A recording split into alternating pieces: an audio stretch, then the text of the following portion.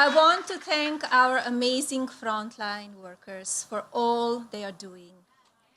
It is in times like this that we will look back and tell our grandchildren that through kindness and compassion, strength and determination, we were able to restore the promise of our future. One thing I know for certain is that under my husband's leadership, we will not be in for a dark winter. Our country is one of hope and promise.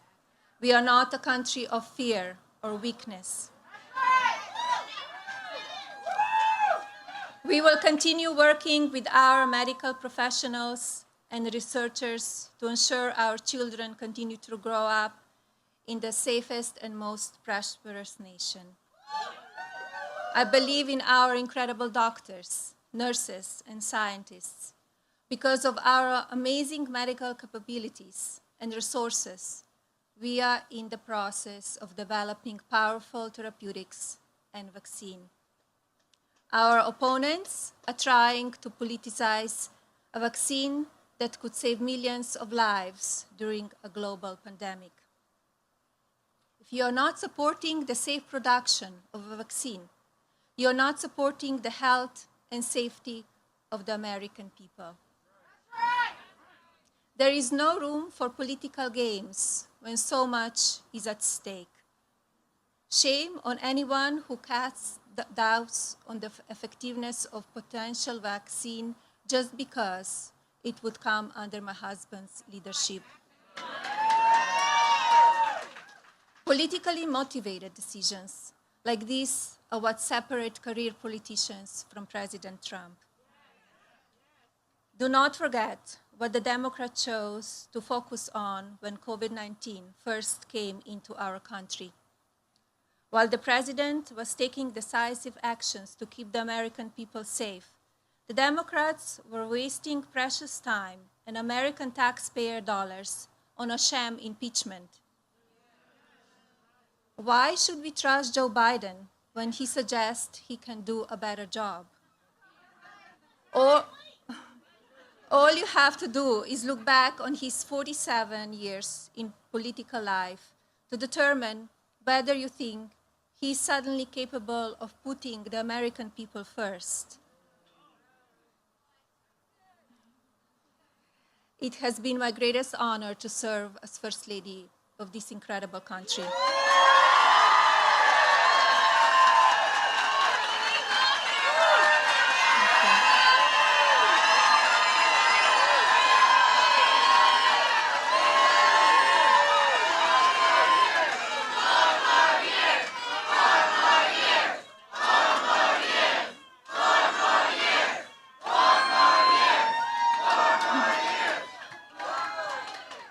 I agree, 4 more years. Over the last few years, I have spent my time focused on children. They are the key to a successful future. It is our duty as adults to ensure we are equipped our children with all the important and necessary tools needed to be their best selves and reach their full potential.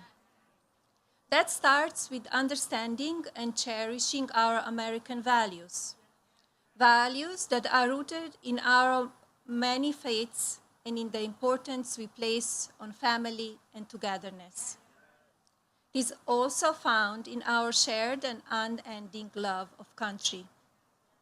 Our patriotism and American pride is unmatched by any country. In our administration, we consider this to be a good thing. Through my Be Best initiative, I have witnessed incredible moments of compassion and kindness from people all over this great nation and the world. Children who showed kindness to others when they needed it most. Mothers who have overcome drug addiction. Nurses and doctors who save children every day through the amazing advancement in medicine. These are the stories that deserve to be shared. It is love and optimism, not fear and lawlessness, that keeps America great.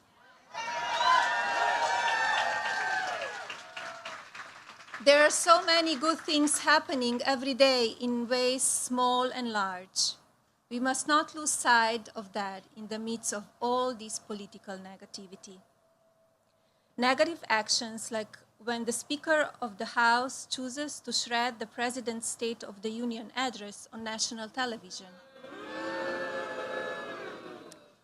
or when Democratic leaders call for the harassment of Trump officials, including young adults.